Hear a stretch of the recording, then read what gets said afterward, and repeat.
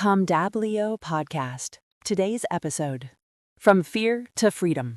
Science-backed steps for social anxiety relief. Welcome back to the Deep Dive.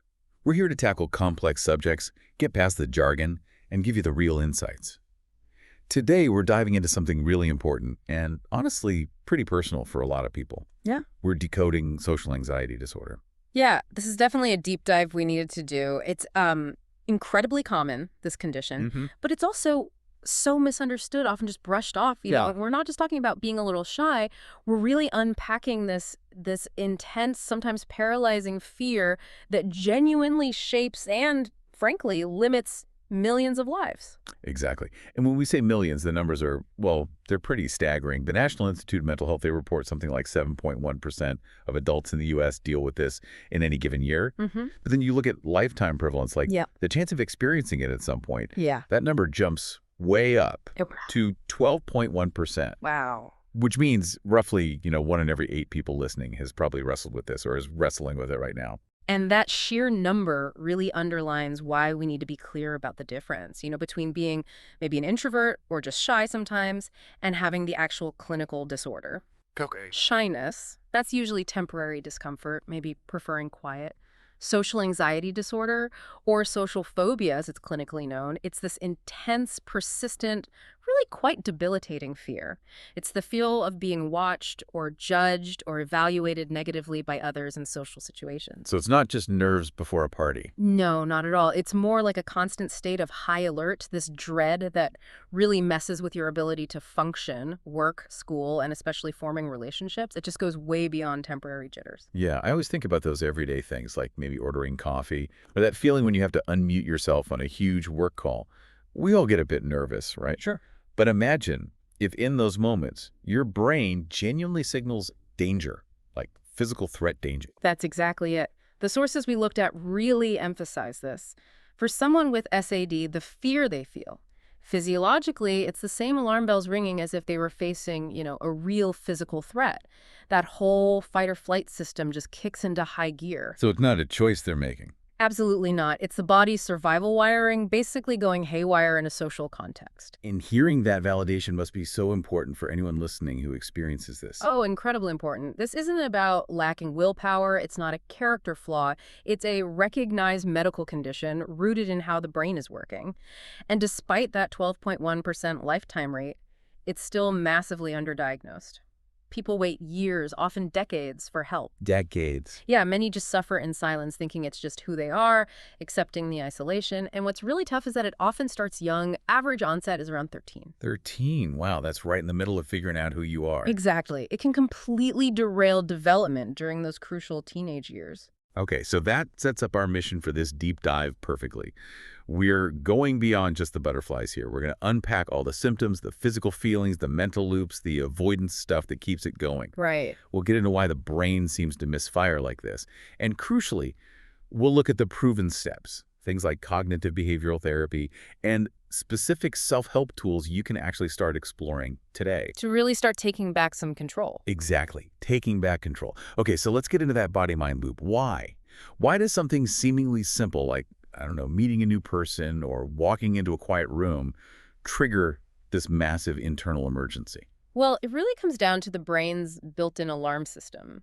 Deep inside, there's this structure called the amygdala. Okay, I've heard of that. Almond-shaped, right? That's the one. Think of it as the brain's central threat detector. Now, in people with social anxiety, this system is basically hyperactive, overly sensitive. It starts misinterpreting really neutral or maybe just slightly ambiguous social cues. Like what? Oh, like someone glancing away, or maybe a slight pause before someone replies to a text, or maybe just an unreadable facial expression.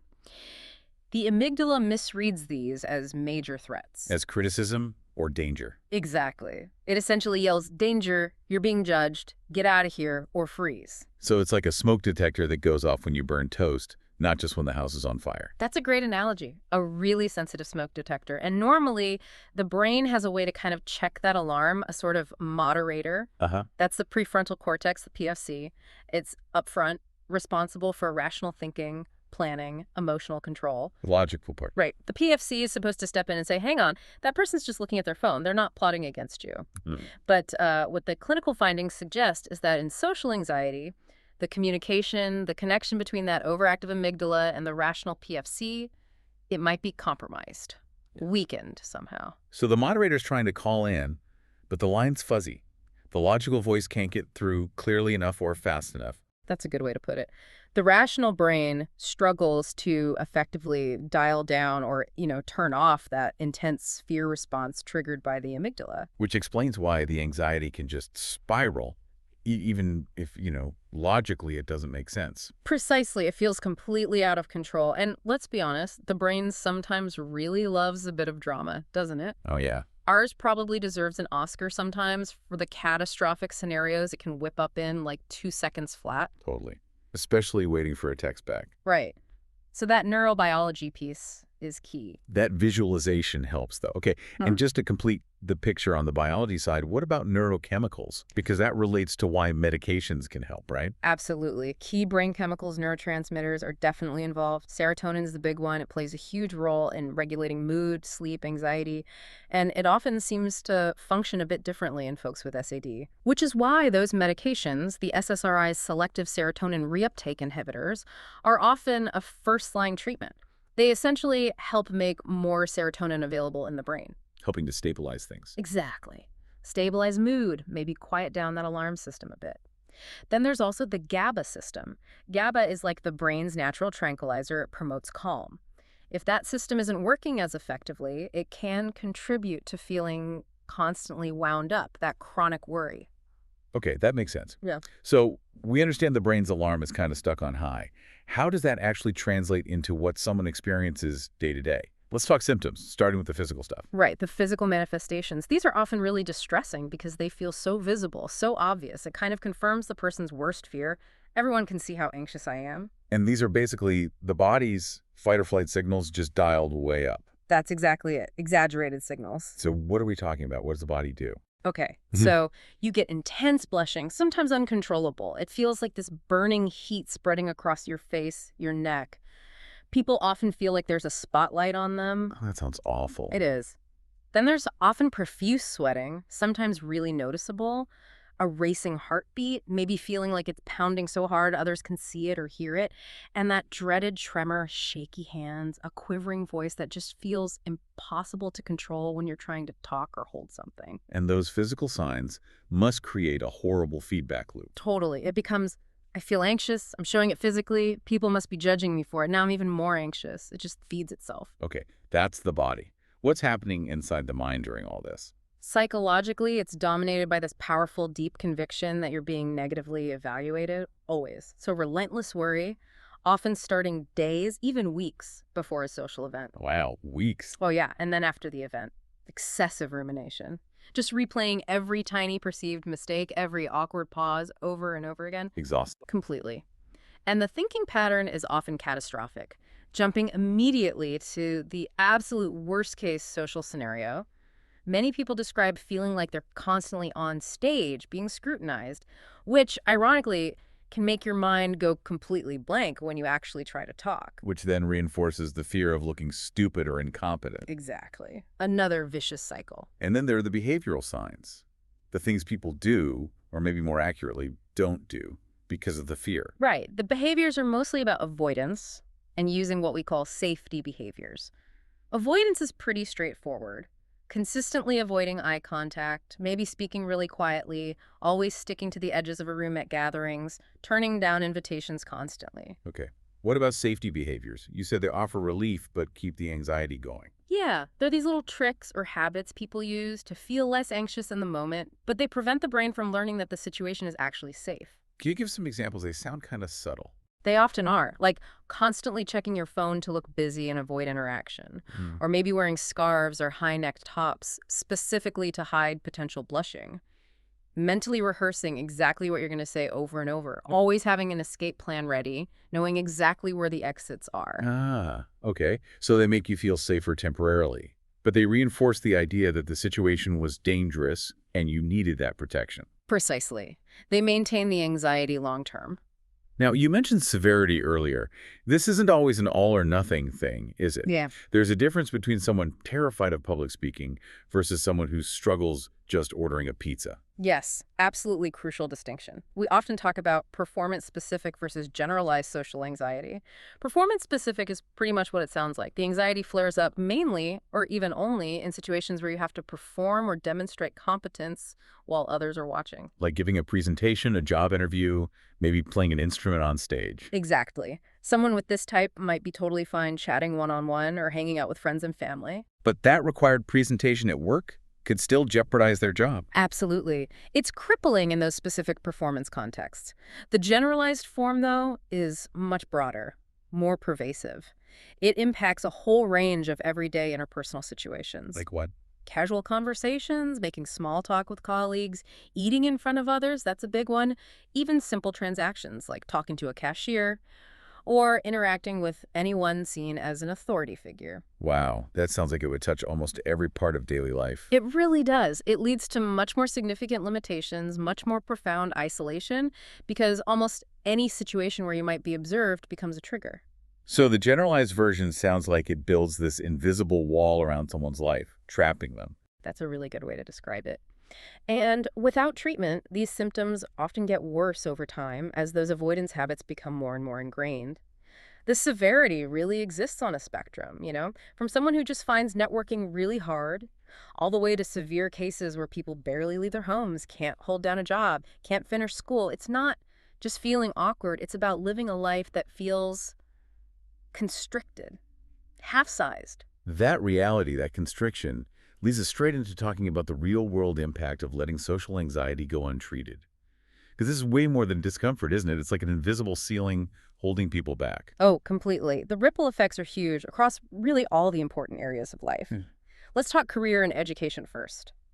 SAD puts up these massive roadblocks. Students might avoid speaking in class, even when they know the answer. They might turn down chances to lead group projects. Some even drop courses altogether if there's a required presentation. I can see that. And in the workplace, it translates directly into lost opportunities.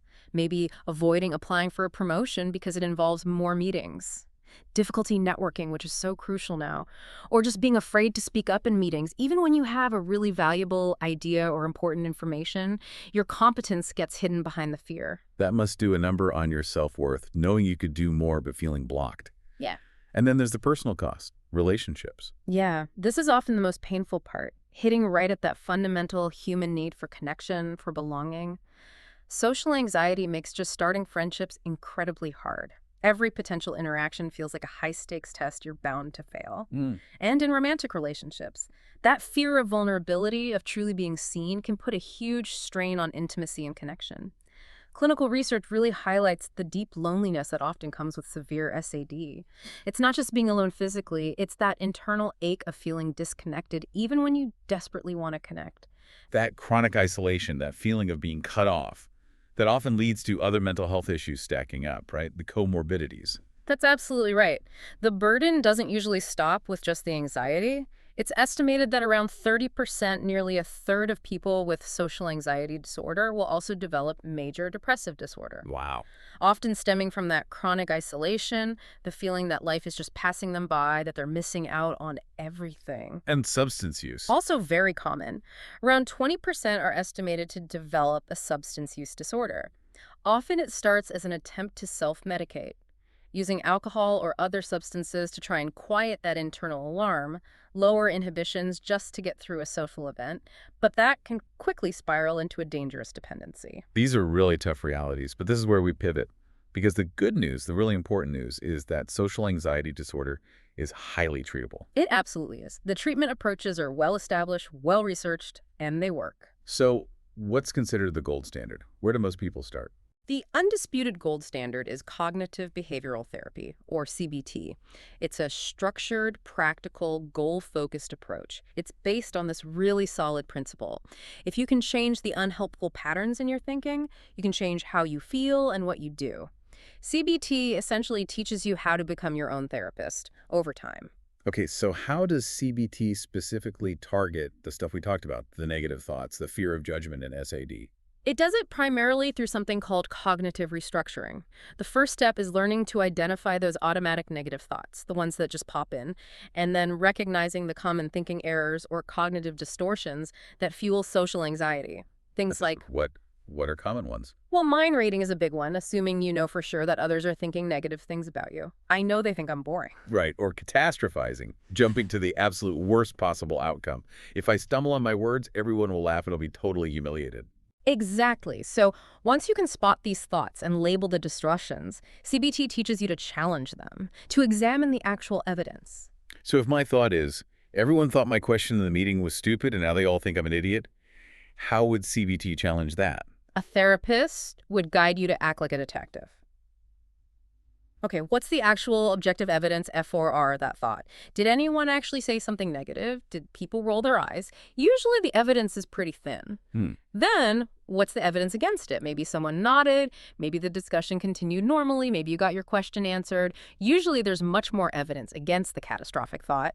And finally, based on the real evidence, what's a more balanced, realistic thought? Maybe I asked a question, it got answered, and the meeting moved on. Some people might not have found it interesting, but it's unlikely everyone thinks I'm an idiot. So it's not about stopping the negative thought from popping up, but about learning not to automatically believe it, choosing a more balanced response instead. Precisely. You learn to catch the thought, examine it, and choose a more helpful perspective. Over time, this significantly reduces the emotional punch of those thoughts. That sounds really practical. Yeah. Now, often paired with CBT is exposure therapy. This one sounds, well, it sounds kind of scary for someone whose whole problem is avoiding scary situations. Yeah. How does deliberately facing the fear actually help? That's the million-dollar question, isn't it? It sounds totally counterintuitive, like torture. But it gets right to the core mechanism that keeps anxiety going, which is avoidance. Avoidance feels safe in the short term, right? But every time you avoid, you're basically teaching your brain, yep, that situation was dangerous, good thing we got out. It reinforces the fear. Exposure therapy is designed to break that cycle systematically. What's the learning process for the brain? It happens through a process called habituation. Think about it like jumping into cold water. At first, it's a huge shock, right? Your system goes into overdrive. Yeah, definitely. But if you stay in, after a little while, your body adjusts. The shock fades. Habituation is similar for anxiety. When you intentionally enter a feared social situation, yes, your anxiety will likely spike, that amygdala fires up. But crucially, if you stay in the situation without running away or using safety behaviors and you experience that nothing catastrophic actually happens, Then the anxiety starts to come down on its own. exactly. It peaks and then it naturally starts to decrease. If you repeat this, facing the feared situation again and again, your nervous system gradually learns, it habituates. The amygdala essentially recalibrates and stops screaming danger for that specific situation. It learns safety through direct experience. So repetition is absolutely key. It's not a one-and-done thing. Not at all. Repetition is how the learning gets cemented. And there are different ways exposure is done for, say, there's in vivo exposure, which means facing fears in real-life situations, maybe starting small, like making eye contact, then working up to initiating a conversation. Then sometimes there's interoceptive exposure. This is specifically for people who are terrified of the physical sensations of anxiety itself, like the racing heart or feeling dizzy. How does that work? The therapist might have you do something safe to deliberately trigger those sensations, like spinning in a chair quickly to feel dizzy or running on the spot to get your heart rate up. The goal is to learn through experience that while those feelings are uncomfortable, they aren't actually dangerous. You can tolerate them. That makes sense, desensitizing to the feeling itself. Okay, let's talk about medication. When does that usually come into play? Medication can be a really important tool, especially for moderate to severe social anxiety. It can help reduce the overall intensity of the anxiety, making it easier for someone to engage in therapy, like exposure. We mentioned the SSRIs earlier. Those are often the first choice. They work on serotonin levels and usually take a few weeks to build up effectiveness. They're generally seen as a longer-term strategy. Are there other options if SSRIs don't work or cause side effects? Yes, another class called SNRIs, serotonin norepinephrine reuptake inhibitors, are also commonly used. They work on both serotonin and norepinephrine. Again, these are typically for ongoing management. What about for that performance-specific anxiety we talked about? Someone who's okay day to day, but panics before a presentation. Yes. For that specific situation, sometimes beta blockers are prescribed. These are different. They don't really treat the underlying psychological anxiety, the fear of judgment. What they do is block the effects of adrenaline on the body. So they reduce the physical symptoms, the racing heart, the shaking hands, the trembling voice. But they stop the physical feedback loop. Exactly. By calming the physical symptoms, it can prevent the panic from escalating. They're usually taken just on an as-needed basis shortly before the specific performance event, not for everyday use. Okay, that clarifies the medication piece. Beyond CDT, exposure, and meds, what else is out there? Are there newer or complementary approaches showing promise? Definitely. There's growing interest in integrating mindfulness-based approaches. Mindfulness isn't about getting rid of anxiety, but about changing your relationship to it. It teaches you to observe your anxious thoughts and those uncomfortable physical sensations with a sense of curious detachment, without immediately judging them or getting swept away by them. So instead of fighting the thought, I'm going to fail, you just notice it.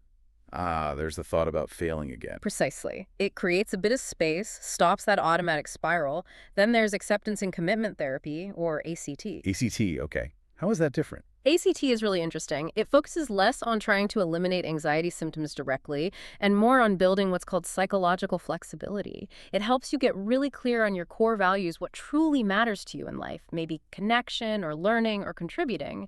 And then it encourages you to take committed action towards those values, even when anxiety shows up. The idea is to live a rich, meaningful life with the anxiety rather than putting life on hold until the anxiety disappears. That idea that freedom isn't the absence of anxiety, but choosing to live fully despite it, that feels really powerful, really hopeful. It really resonates with a lot of people. It shifts the goalposts for recovery in a meaningful way. We also know group therapy can be incredibly helpful for SAD. How so? Well, first, the group setting itself is exposure practice, right? You're interacting with others. But maybe more importantly, it tackles the shame and isolation head on. Hearing other people voice the exact same fears you thought only you had, it's incredibly validating. Reduces that feeling of being uniquely flawed or alone. I can absolutely see that. And finally, any tech advancements? Yes. Virtual reality exposure therapy, or VRET, is emerging as a really useful tool. It uses VR headsets to create simulated social environments, like giving a presentation to a virtual audience or navigating a virtual party. So you can practice in a controlled way. Exactly. It's controlled, it's repeatable, you can adjust the difficulty. It's especially promising for people whose anxiety is so severe that even leaving the house for traditional therapy feels impossible at first. It offers a stepping stone. That's fascinating. So many avenues for hope and treatment. Okay, let's shift gears slightly. For someone listening right now, maybe feeling inspired but also overwhelmed, what are some practical self-help things they can start doing today? Recognizing, of course, this works best alongside professional support. Absolutely. Let's break it down into things for managing the body and things for managing the mind. When your body is in that fight or flight mode, the quickest way to start calming it down is by activating the opposite system, the parasympathetic nervous system, the rest and digest mode. And the most direct route to that, deep diaphragmatic breathing. Okay, walk us through it, because when people are anxious, they tend to breathe really shallowly up in their chest, right? Exactly, which actually makes anxiety worse. The key is breathing low and slow, using your diaphragm, that muscle below your lungs. So here's a quick guide. Find a comfy spot. Maybe put one hand on your chest, one on your belly. Breathe in slowly through your nose, maybe for a count of 4. Focus on letting your belly rise, like inflating a small balloon. Try to keep your chest relatively still. Okay, belly rises. Hold the breath just gently for a second or 2. Then exhale really slowly through your mouth, maybe for a count of 6 or 7, like you're gently sighing the air out through a straw. Why the longer exhale? You mentioned that's important. Yes, the longer exhale is key. It directly stimulates the vagus nerve. The vagus nerve. Yeah, it's a major nerve running from your brain down through your body, and it's like the main highway for the relaxation response. A long, slow exhale is a direct signal to your brain saying, okay, threat is over, you can calm down now. Just doing 5 or 6 of those slow belly breaths can often make a noticeable difference in your heart rate and feeling of tension. That sounds simple enough to try anywhere. What about that muscle tension we talked about? Feeling all tight and rigid. For that, progressive muscle relaxation, or PMR, is really effective. It's about systematically tensing and then releasing different muscle groups to learn the difference and let go of chronic tension. How do you do it? You'd start somewhere, say, your hands. Clench your fists really tight for about 5 seconds. Really notice that feeling of tension. Then abruptly release them completely. Let them go totally limp. And notice the feeling of relaxation flowing in. Then you move through the body methodically. Maybe forearms, biceps, shoulders, face, scrunch it up, then release. Neck, chest, stomach, legs, feet, tense, hold, release. It helps you become aware of where you hold tension and consciously let it go. Okay, so breathing for immediate calm, PMR for built-up tension. Now, what about managing the mind? That internal monologue of worry and self-criticism. What's a quick mental shift? The single most powerful technique here is probably attention shifting, sometimes called get curious. See, in social anxiety, your attention is usually laser-focused inward. You're constantly self-monitoring. Am I blushing? What did they think of that? Is my voice shaking? This internal focus is like fuel for the anxiety fire. Right. So the goal is to consciously, deliberately shift your attention outward, away from yourself. What do you focus on instead? Focus intently on the other person. Really listen to what they're saying. Get curious about them. What are they talking about? What's their expression? Or focus on your surroundings. Notice details in the room. Or focus on the task at hand, like ordering your coffee. Anything but monitoring your own internal state and performance. That makes so much sense. You can't be hyper-focused on your own anxiety symptoms if you're genuinely engaged with something or someone else. Exactly. It breaks that self-conscious feedback loop. Alongside that, you absolutely have to practice challenging those anxious thoughts when they pop up. Remember the CBT detective work? When that catastrophic thought arrives, I'm going to bomb this presentation and everyone will think I'm incompetent. You have to question it. What's the real evidence? Has that actually happened before? What would you tell a friend who had that exact same thought? Treat yourself like you'd treat a friend. Yes, which leads directly to the last essential mental tool, self-compassion. Social situations don't require perfection. Mistakes happen. Awkward moments happen. It's just part of being human. You have to learn to treat yourself with the same kindness and understanding you'd offer someone you care about who is struggling. Berating yourself only makes the anxiety worse. Okay, those are great in-the-moment tools. But we know avoidance is the engine that keeps SAD running. Let's talk about proactively tackling that avoidance. Can you detail how someone could build that 5-step fear ladder or exposure hierarchy as a self-help strategy? Absolutely. This is where the real change starts happening, facing the fears step by step. It makes the overwhelming feel manageable. Here's how you build it. Step 1, identify avoidance. Get really specific. Make a list of all the social situations you avoid or endure with tons of distress. Don't just write parties. Write initiating a conversation with someone I don't know at a work event, or eating lunch in the break room when others are there. Be detailed. Got it. Specificity is key. Step 2, build the hierarchy. Take that list and rate each situation on a scale of 0 to 100, where 0 is zero anxiety and 100 is maximum panic, total avoidance. Order your list from lowest score to highest. This is your ladder. Okay, makes sense, like climbing rungs. Step 3, start small. Don't try to jump to the 90-100 situation first. That's setting yourself up to fail. Find something rated around, say, 30 or 40. It needs to be challenging enough to provoke a little anxiety, that's where the learning happens, but also feel achievable. You want to aim for success early on to build confidence. Challenging but doable. What's next? Step 4, practice repeatedly. And crucially, without those safety behaviors, exposure isn't a one-time thing. You need to practice that step 30 situation multiple times, maybe several times a week, until the anxiety significantly decreases. And you have to resist the urge to, say, stare at your phone the whole time or mentally rehearse everything. You need to stay present in the situation, let the anxiety peak, and feel it naturally come down. That's the habituation kicking in. Right, letting the brain learn it's okay. Step 5, advance gradually. Once a lower step feels consistently much less scary, maybe down to a 10 or 15 on your scale, then you move up to the next rung on the ladder, maybe something you rated as a 45 or 50. Use the success from the lower step to build momentum for the next challenge. It's a gradual climb. That step-by-step process really does make it sound less like jumping off a cliff and more like climbing stairs. Okay, let's apply this to a common, tricky area, the workplace. Yeah, the workplace is loaded with potential triggers, isn't it? Meetings, presentations, phone calls, networking events, even just asking a coworker for help or making small talk by the coffee machine. So how can someone navigate this? Is there any support available? Well, the good news, particularly in the U.S., is the Americans with Disabilities Act, the ADA. Social anxiety disorder, if it substantially limits major life activities like interacting with others or working, can be considered a disability under the ADA.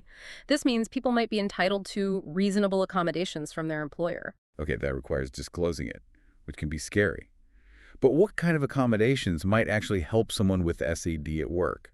They're often pretty simple, practical things, like maybe requesting agendas for meetings in advance so you have time to prepare your thoughts and feel less put on the spot. That makes sense. Or perhaps asking if some communication can be done via email or chat instead of mandatory phone calls if calls are a major trigger.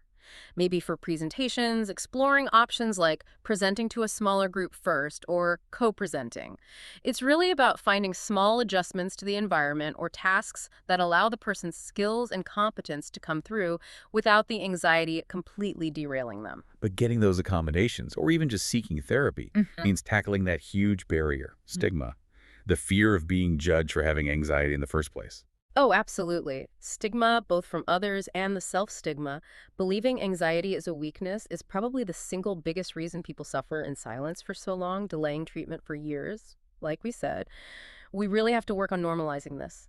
Seeking help for social anxiety, whether it's therapy, medication, or both, is not weakness. It's taking charge. It's acknowledging a real, often biologically influenced challenge and taking courageous steps to improve your life. It's strength. It's self-care. That's such an important message. Okay, let's bring this to life with a couple of quick success stories, just brief snapshots to show how these gradual steps really do add up. Tell us about Sarah. Yeah, Sarah's story really shows that invisible ceiling effect. Her social anxiety was so severe she actually dropped out of college. She ended up working night shifts in a warehouse specifically to avoid interacting with people during the day. She felt like she was just watching life happen from behind glass. Wow. What was her turning point? It was painful, actually. Her sister asked her to be the maid of honor at her wedding, which meant giving a speech, a toast. Sarah realized her anxiety wasn't just costing her a career or education, it was starting to steal these incredibly precious life moments. Well, what did she do? She finally sought help, CBT, and medication. Her first steps on her fear ladder were tiny, agonizing things, like just making eye contact with her therapist for a few seconds, or going into a grocery store and asking an employee a simple question, like, "Where's the milk?" She said she bolted from the store in panic the first couple of times, but her therapist encouraged her to keep trying. Slowly, painfully slowly, she worked her way up, joined a small, quiet book club, and eventually, after months of really hard work, she did it. She gave that maid of honor speech. She said it wasn't perfect, she was definitely still anxious, but the key thing she realized was, wow, I can actually do things that matter to me, even while feeling anxious. That was huge. She ended up going back to college with her new coping skills. That shift from needing the anxiety to be gone before acting to acting alongside the anxiety towards what matters, that sounds like the core of recovery. It absolutely is. That's the ACT principle in action. And what about Marcus? You mentioned an adolescent example. Right, Marcus. He was in high school, really bright kid, but his generalized SAD was so intense, he'd literally hide in the bathroom during lunch to avoid the cafeteria. He wouldn't participate in class at all, terrified of judgment, convinced everyone was scrutinizing his every move, every word. That sounds incredibly isolating for a teenager. How did he start making progress? His was more about early intervention involving the school counselor, some group therapy for teens with anxiety, and that exposure ladder again. What were his first steps? Even smaller than Sarah's, maybe. Yeah, even smaller. It started with just making eye contact with his history teacher, a subject he loved, for 3 seconds, then 5 seconds. His first big external exposure task was just raising his hand to ask one single question in that history class. He said it took him 3 weeks of psyching himself up, trying and failing, before he finally managed it. But when he did, and the world didn't end, that small success was like rocket fuel. Gradually, he moved up, started joining discussions occasionally, joined the school newspaper, which involved talking to people but in a structured way. Eventually, he even participated in a class debate. His story just shows the power of starting early and how those tiny wins really do build the confidence needed to connect and succeed. Those stories are so important. They show it's possible. Okay, we have covered so much ground today. From the brain's alarm system going haywire right through to practical steps and stories of hope, let's just quickly recap the absolute key takeaways for everyone listening.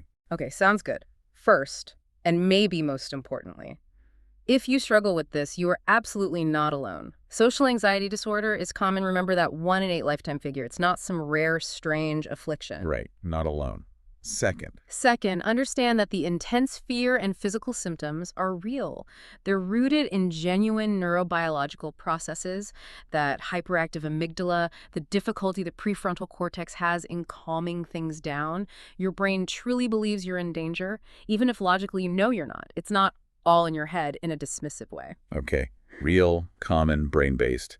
And third, the crucial one. Third, and this is the most vital message, it is highly treatable. There are evidence-based therapies like CBT and exposure therapy that have decades of research showing they work incredibly well. Medications like SSRIs can also be very helpful supports. Recovery is absolutely possible. And recovery doesn't necessarily mean never feeling anxious again, right? Yep. Exactly. Remember that powerful idea from ACT we touched on? Freedom isn't necessarily the total absence of anxiety. It's getting to a place where you are making the decisions about your life, where you go, what you do, who you connect with, not the anxiety.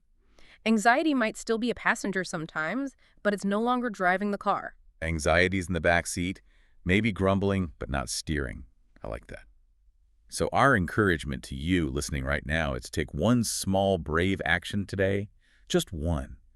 Maybe that action is simply looking up some reliable resources. The Anxiety and Depression Association of America, ADA, has great info, so does NIMH. Or maybe your first step is grabbing a notebook and starting that identify avoidance list for your fear ladder.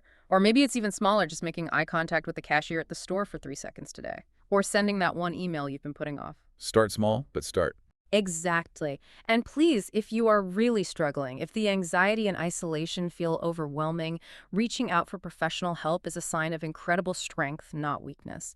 You can look for therapists specializing in anxiety or contact resources like the SAM-HSA National Helpline. That number is 1-800-662-HELP-4357 for confidential support and referrals. Please take that step towards getting connected to help. So important. And finally, our standard disclaimer. This conversation has been for educational and informational purposes only. That's right. It's definitely not a substitute for professional medical or psychological advice, diagnosis, or treatment. Please do consult with a qualified healthcare professional about any personal health questions or concerns you may have. Thank you so much for joining us on this deep dive today. We hope it's been helpful. Be well, take care of yourselves, and remember, even the tiniest step forward is a huge act of courage. Absolutely. Until next time on the deep dive, keep digging deeper. Thanks for tuning in. If you found this podcast helpful, please leave a like and subscribe to our channel for more content like this. Do you have any questions or want to suggest a topic? Just let us know in the comments. See you in the next episode. See you later.